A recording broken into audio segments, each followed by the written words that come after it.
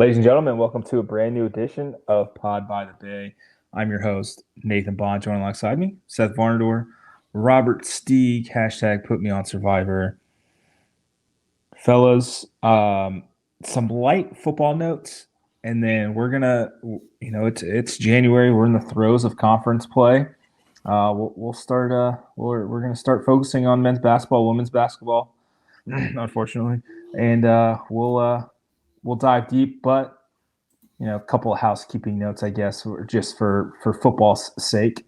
Some fun news. We'll start with the fun news, and then a little bit.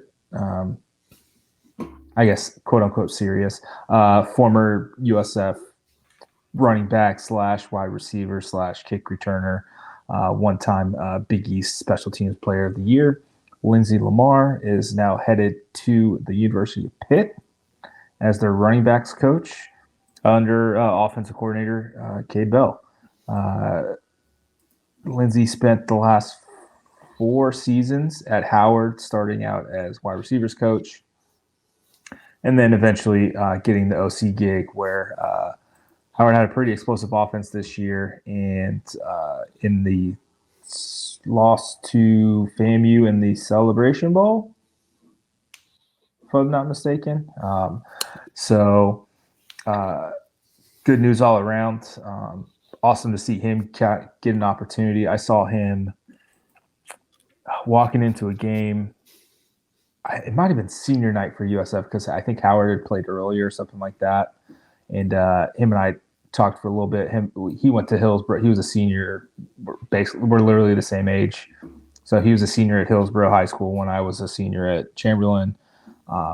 So a lot of overlapping connection there. So it was nice to see him again. Still got a lot of passion for his alma mater, that's for sure. And it's always good to see former Bulls kind of taking the next step and progressing in their career. Unfortunately, probably at the hindrance of some HBCUs. I know Howard and FAMU have kind of been picked over the last couple of weeks after having such good seasons. But job promotions, baby. Gotta get paid while you can. There's a heavy USF flavor to the old Pitt Panthers. Yeah, there's 5 former coaches that across sports that are at Pitt right now.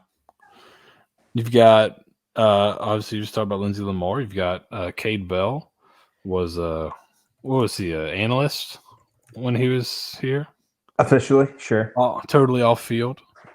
For sure. No way ever on field. Nope. And then Darvo, who was offensive line coach. Who was that one season? Who was at Western with Cade and Kerwin Bell the last couple of seasons. So. Was Lamar on staff? I know he was with Jeff Scott. Was he on staff at all with that group? Yeah. Right. Yeah. Well, he was, right? I'm pretty sure. So. And I'm almost positive when Willie Taggart took the Oregon job, TJ Weiss obviously promoted to interim head coach. Lindsey Lamar coached wide receivers during bowl prep, if my memory serves me correctly. So that was 2017. So he was there throughout the entire Charlie Strong. Yeah, it looks like he promoted to a quality control position in January 2019. So they were on staff. They were all on staff together there as well. So there you go. There you go. Other, I guess, news and notes. All 3 former USF players advanced to the next round of the playoffs in the NFL.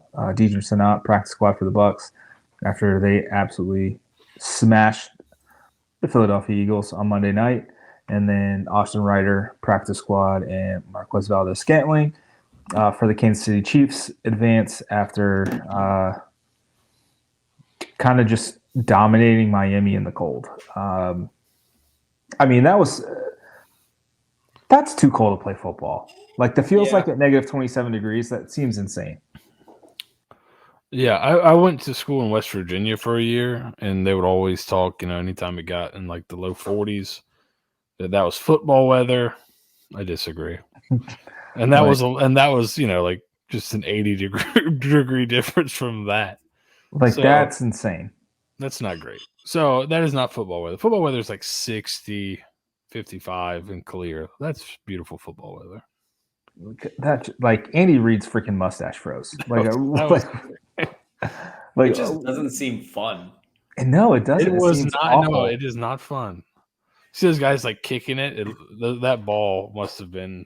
It was like you were watching like soccer back in the 50s when they were playing like rawhide. Like, it was just disgusting. Yeah, it was awful. So tough stuff.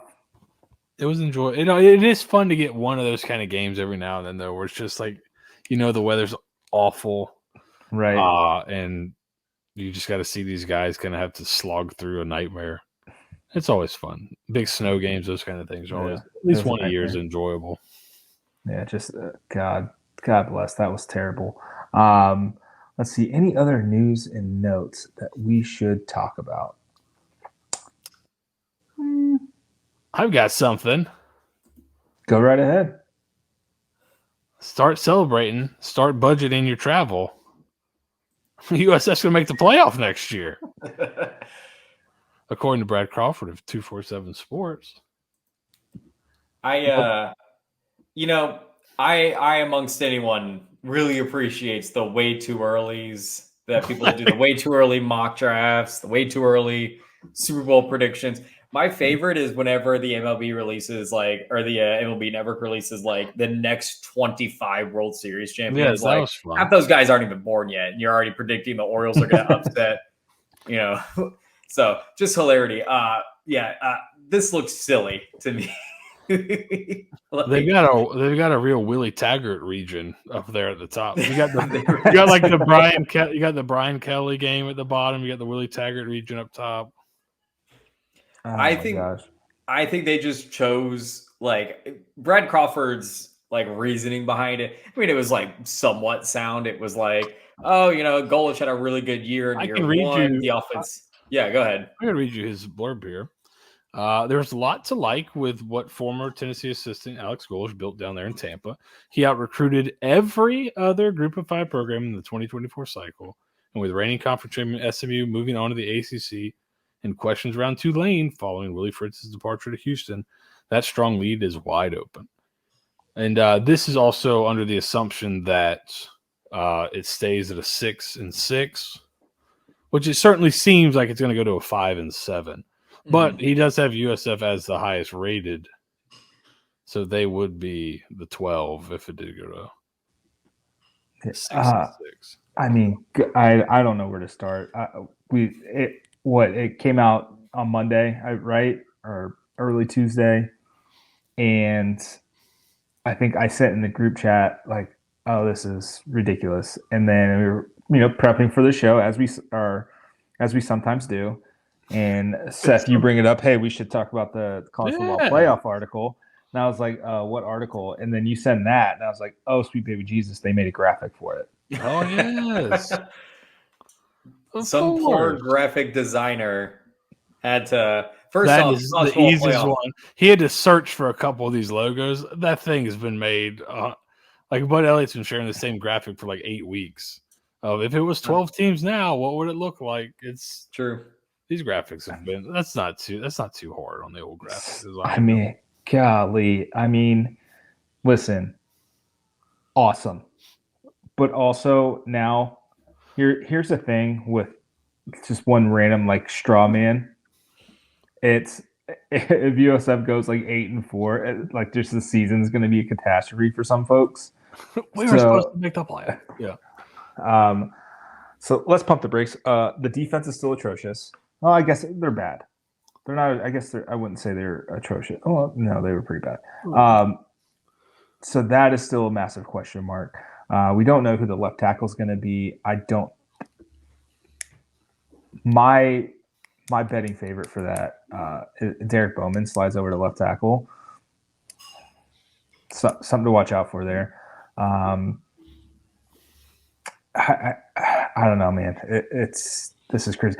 I don't even think we're done with like the coaching carousel of it No. all because No. Well, especially if head coaches are going to leave to take assistant jobs. Like we may not be done with it for a while. So just be mindful of that. Like much like we say heading into spring, hey, these are as of right now a snapshot. Like this is a snapshot of January 16th at 8:52 p.m. As we record this. Like, hey, this thing's going to change. Who knows? Obviously, a very positive, very bullish take on the possibilities of next year.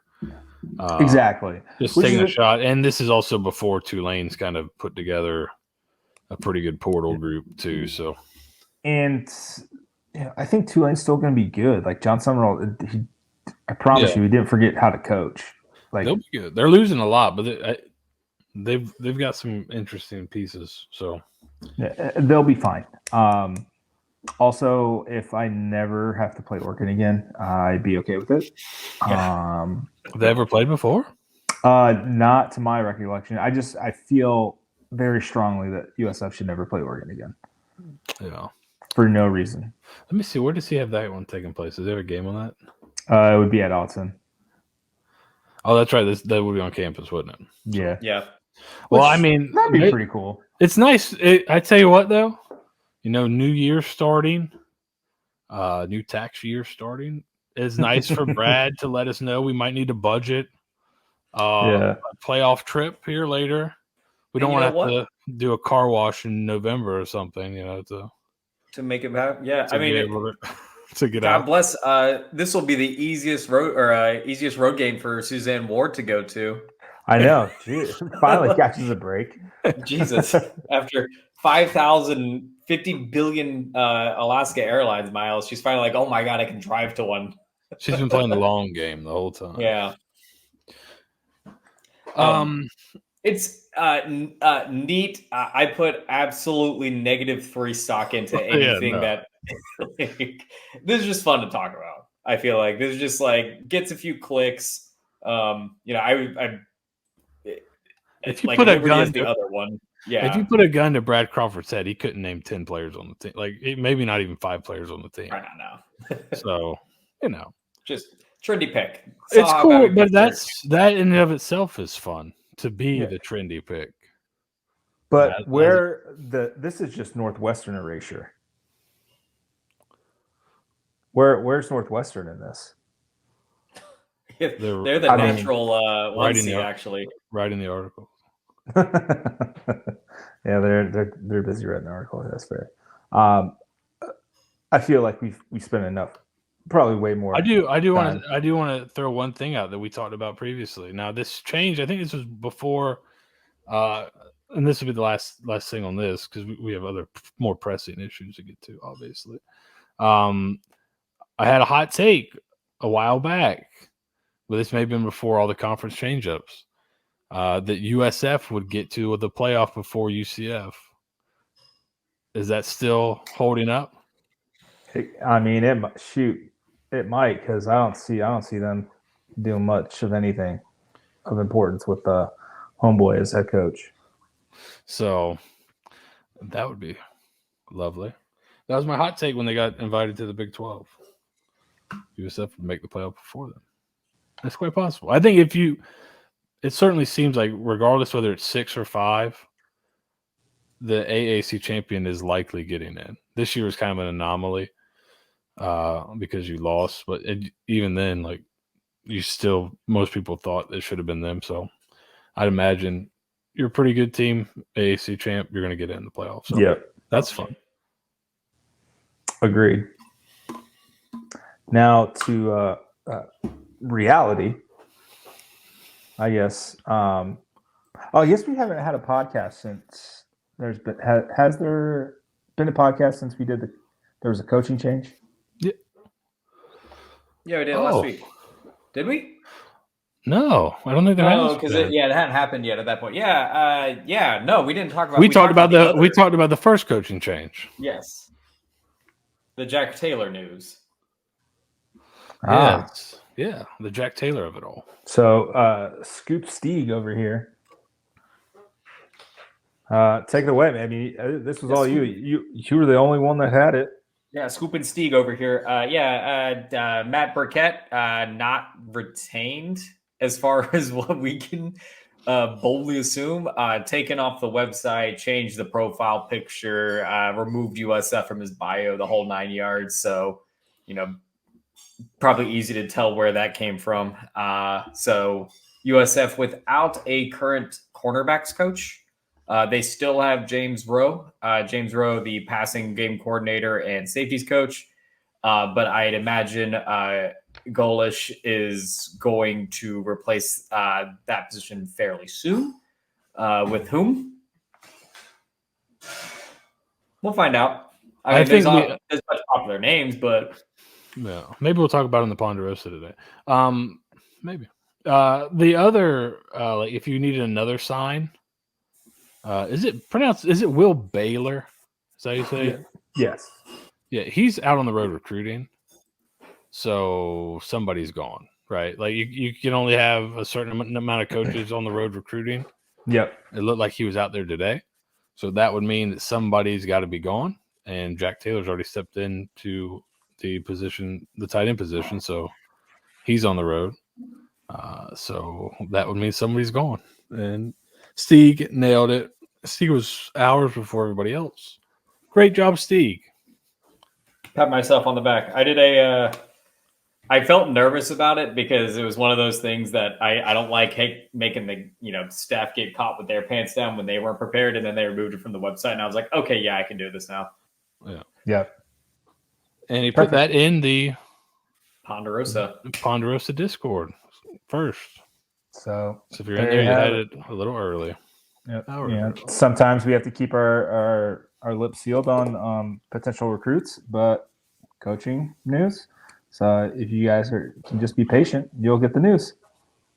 There you go. A little patience goes a long way. How about it?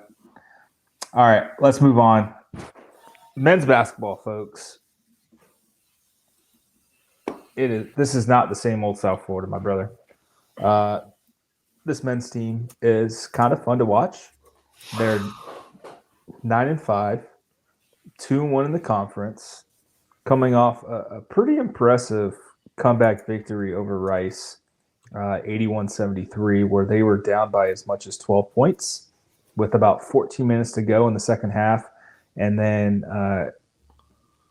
Cason Pryor just kind of took over, would be the nice way to put it. Scored 27 of his 29 points in the second half, was 15 of 16 from the charity stripe. Just took over, absolutely dominated, took over. It was a really impressive win from this USF team where there was two Rice players who were shooting like 31% and 27% from three. And they were 8 of 10 at one point combined. And, they just kind of kept battling, kept it close enough, and then exploded for 50 second half points. That's a damn good job. Yeah, seriously. It is it's really nice to see the team get it done in a way that we're not used to.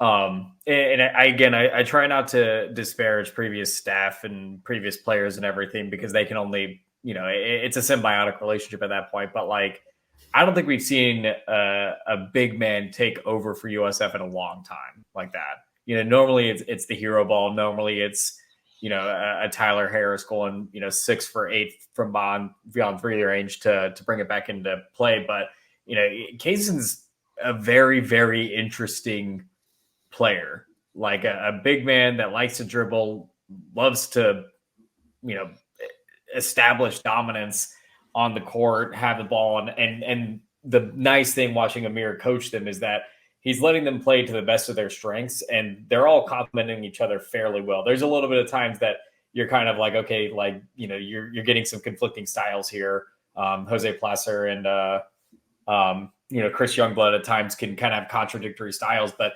Cason kind of fits multiple different styles of how they want that offense to run and operate. So it's really fun to watch. Like that's above all else, they're a fun team to watch, and that's a blessing at this point. Yeah, you kind of mentioned kind of a fun team to watch. Numbers wise, they're not too dissimilar from last season's team. So this year they're averaging 76.4 points per game. Obviously, still a pretty small sample size. Only 14 games. It's four more points per game than they did last year. The shooting numbers are about the same, field goal and 3-point percentage wise, but the difference is from the free throw line, they are 7% better than they were last season. They're shooting 72% from the charity stripe, and they're shooting about 65% last season.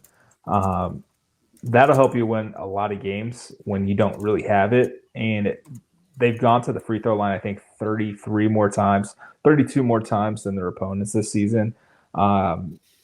It's just been a really good job by them overall. And the bench guy, play. Yeah, bench play, I think they're top 40 in bench points. And you can't mention how well the benches play without mentioning Selton Miguel, who has been just an absolutely different player this season. The numbers are roughly-ish, like the same-ish. They're up overall, except his assist ratio is down. But he's averaging 4 more points a game. He's averaging just over 14 points per game, shooting 47 from 3. He has scored at least 10 points in 10 straight games. He's played in 14. He has 12 double-digit scoring outputs already in those 14 games. Like the guy has been incredible as he's kind of reinvented himself as a guy that this team can trust and rely on off the bench. And even Kobe Knox, who I think outside of conference play was shooting like 27% from 3. He's kind of picked it up in conference play through 3 games. It's going to be exciting the back half of the season. The Bulls are 9-1 when they score at least 70 points. They've scored 70 in 8 straight games. It's the race to 70 for this team. So it's going to be exciting to see the back half. And obviously they have a big game on Thursday at Memphis against number 10 Memphis, so on ESPN. So it's been a fun kind of start to the year. See, you kind of really followed this team pretty closely this season. What's been, through 14, what's been the biggest thing that's kind of stood out to you as either a marked difference, marked improvement from this team, compared to the last 3 years? Yeah, I think the biggest difference is how they go about the game management. 2 different styles between Amir and Brian Gregory. Amir, I mean, they work through practices, and every coach is going to say that they practice at an elite level, but it seems like they're being very methodical with how they practice, how often they practice, when they practice, et cetera, et cetera.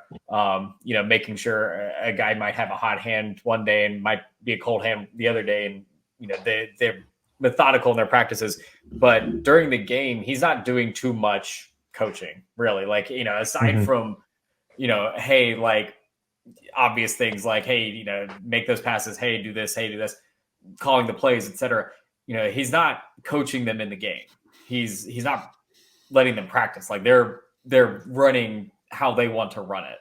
It can be frustrating at times watching it, because it's kind of like, okay, like make the adjustments. They don't really make massive adjustments. They're kind of just a slight tweak here and there. Maybe take one guy out, replace them with a guy on the bench, maybe talk things over, see what's going on. But I mean, aside from Bryce shooting otherworldly, they didn't really make adjustments. It was the same game plan. They were defending the same, they were preparing the same, they were calling plays the same. It's just they kept true it. They kept hammering it, and they kept working at it, and it's playing to their favor right now, because they're talented enough. They have enough skill. They have enough finesse to them. Obviously, the biggest, and we've talked about it previously, they have like very little size. They're a very, very small team compared to other teams. So, they'll get out rebounded. They're not going to be too aggressive on the boards, but they're able to make up for it by being, aggressive on the other end, making sure that they're, getting open looks, getting good shots. And, if they defensive rebounds are one thing, but they're playing as aggressive as they can be.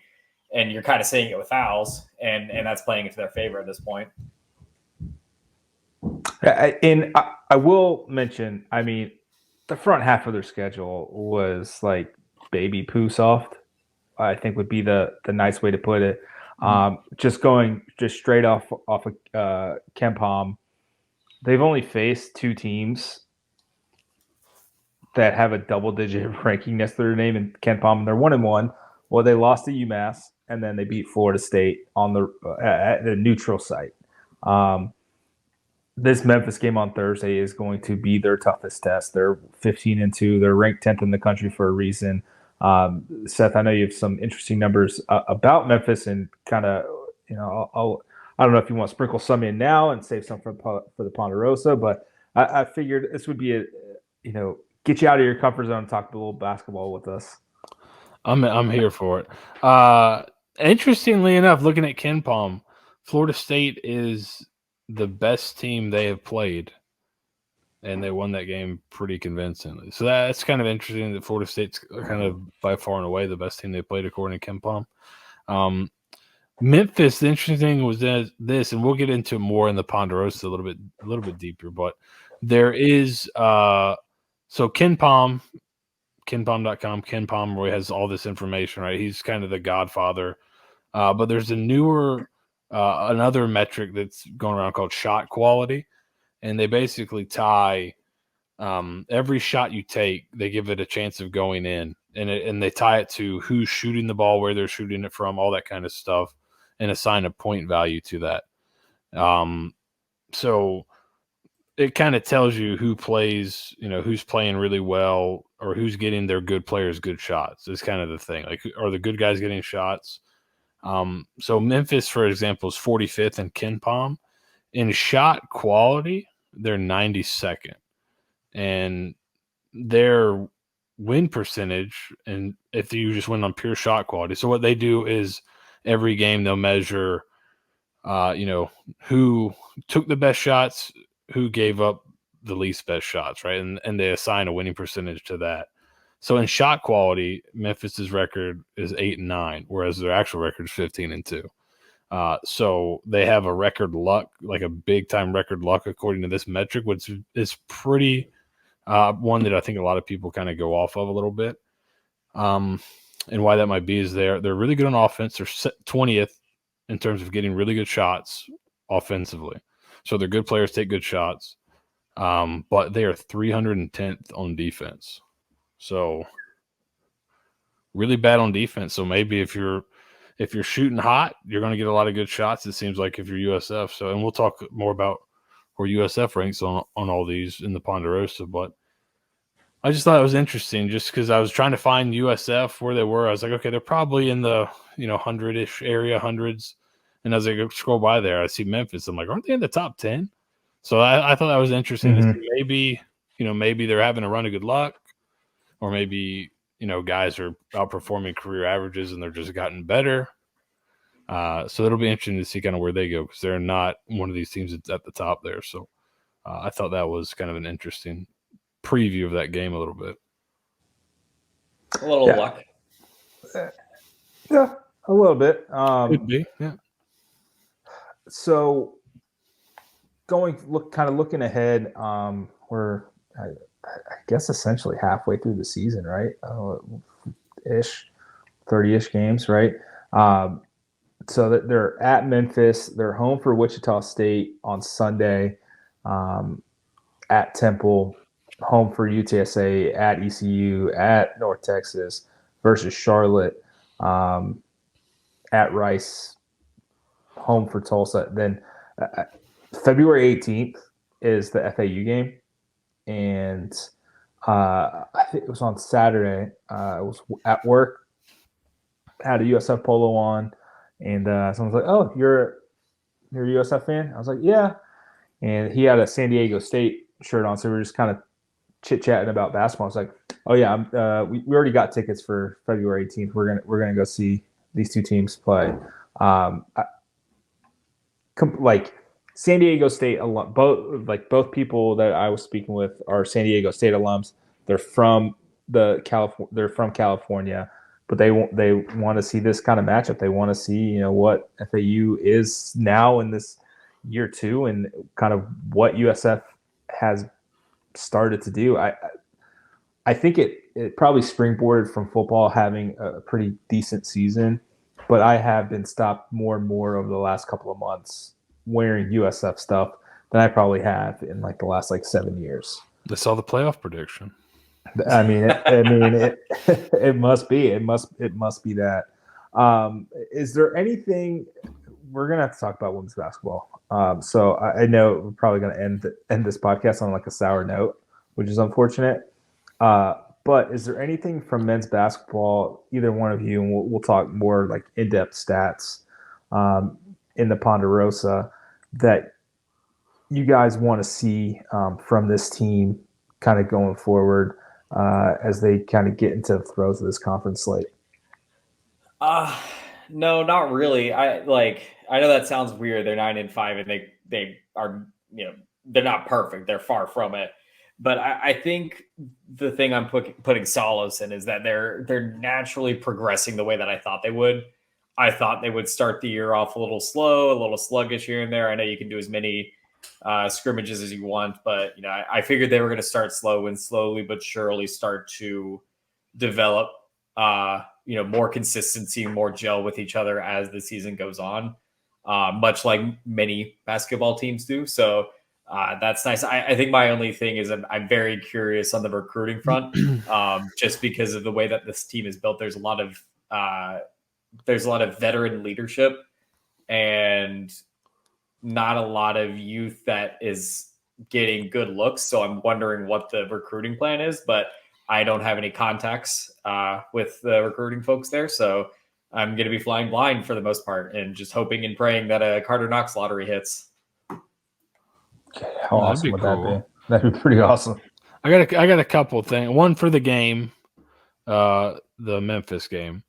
So on KenPom, it looks like both teams are a little bit more heavily reliant on free throws as part of their offense than the national average. USF's 40th in terms of percentage of points from free throws. Memphis is 64th. So, and Memphis is 300th in terms of how many points they allow on free throws. So they must foul a ton. So that would seem to be in USF's favor. So if they can keep making those free throws, like you mentioned earlier, they were much better at it this year.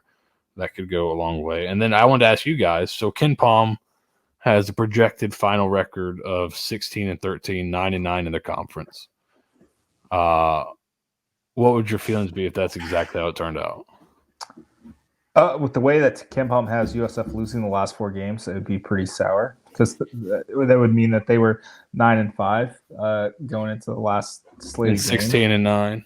Yeah, so that would kind of suck. I think you could, like, SMU's pretty good. 2 of those are toss-ups at the end, so I think you have you could be 18-11. Yeah,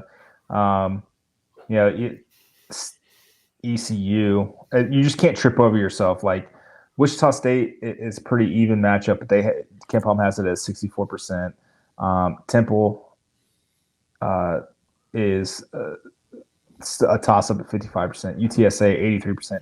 You can't trip over yourself against these bad teams, comparatively, I guess. These bad teams, to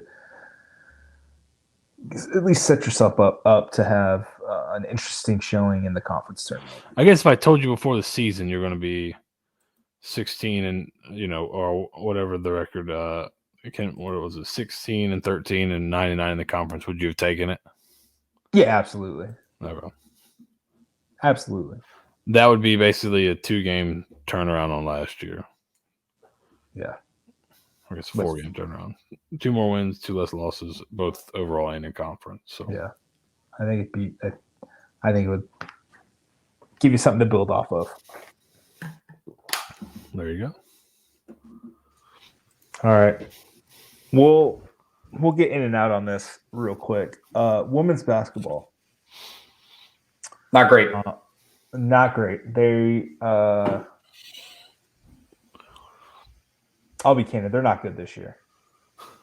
Just they're not. And when I say they're not good this year, I mean not good to the standard that USF women's basketball has been the last 15 years, right? And it is tough to kind of, I don't know, maybe admit that, right? Women's basketball, you can't really compare apples and oranges. Like men's basketball, women's basketball, completely different sports, essentially. Just how the game's played. But goodness gracious, this seems bad. When they lose big. They lose big. They get absolutely run out of the gym when they lose. It's happening as we speak. I think the game's wrapping up and they're still down about 17.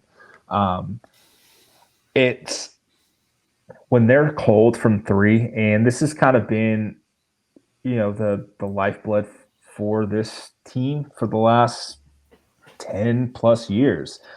If they can't hit a 3-pointer, they're going to have a really hard time scoring points. And we're seeing that when Sammy Puisis went down, that was basically a wrap on the season. They're about to, they're about to be 3-3 in the conference, in a conference that they were picked to win. And head coach Jose Fernandez, God bless him, he was pretty annoyed that the conference went to more games because he thought that the rest of the teams weren't ready, and it hurt his chances because now you can't have as many out of conference games because you have the conference games kind of eating into it, because I think they went from a 16 game schedule to an 18 game schedule. And he just didn't think the conference was good enough to do that. He said that publicly. I think he said it during the conference media days. This is not, something out of hat or out of turn. Like he was talking to the media when he said it. We're seeing, like, you're getting everybody's best shot, and you're having like a B- season, and more often than not, you're getting hit hard. And you're wobbly. This team can't score. The defense has been really bad. It's really tough to replace so many players all of the time. And this is just, I think you just got to chalk it up to, well, just one of those years. Unfortunately. I mean, they're missing their consistent player that can score 20 plus points a game. And it's no kind of question that you're not able to replicate that very easily. And you're seeing the result of that where, if Sammy is playing in a game like this where the other team is shooting otherworldly from three, you might be able to counter it by, this game might be a little bit closer, but unfortunately right now they don't have that consistent outside, shot. So, sucks, but also they were kind of due for a down year at some point. I think 6 straight years of really what I would consider to be elite play by them, transcending players, transcending teams. So, not a big deal. The silver lining of it is that most of this team is still young and they're still developing. Vicky Blassie is obviously, when she's on, she's on. When she's not, you're seeing the result of that. Yeah. But she's really the only threat that they have for scoring. Yeah. And Romy Levy, she's had she's shown flashes over the last few games, averaging 17 points in conference play. But I think that the big miss this season, well, there's two. One is Carla Brito has taken a massive step back. She's been, like, the last 3 games, been essentially unplayable, averaging, I think, about 12 minutes a game, shooting 26% from the field, 25% from three. Like, if you look at her stats from this year to last year, they're exactly the same, except you don't want your stats to be exactly the same when you played as much as you did as a freshman and now you're a sophomore. And as we speak, they lost by 23. That is the first time that they've lost back-to-back conference games since 2019-2020. And they did it twice that season, and I think they lost 6 conference games that year. And then the year prior was the 2018-2019 season. Everybody got hurt, so it was like they played six players 40 minutes. Like, it was ridiculous, those back-to-back seasons. So I think we're gonna have to chalk this up. They're now 11-8, 3-3 in the conference. Their only hope to make a tournament is to somehow run the table, win the conference tournament, and steal a bid. But them's the breaks, folks. But Ariel Wilson, God bless. Shooting. I want to get. I do want to be fair. She's shooting 22%, and she's shooting 20% from 3. Again, Jose Fernandez said publicly, if she can't start making shots, she can't play. Except there's nobody behind her who can play. So now he's got to play her almost 30 minutes a game.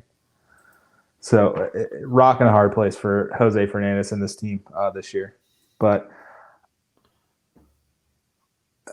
they'll figure it out just next season probably. Yeah. They'll be fine next year. When Sammy's got 9-10 month recovery window, so that kind of sucks, but yeah. Oh well. Yeah. We can talk more later. Yeah. Well, as I said, we were probably going to end on a downer. So my apologies for that, but it needed to be talked about. We give the men's team a bunch of crap. We give all if they're bad, they deserve crap too. So this is it, and this is so much nicer than I think I've called the football team ass more times than I care to admit over the last 5 years. So I think this is pretty tame.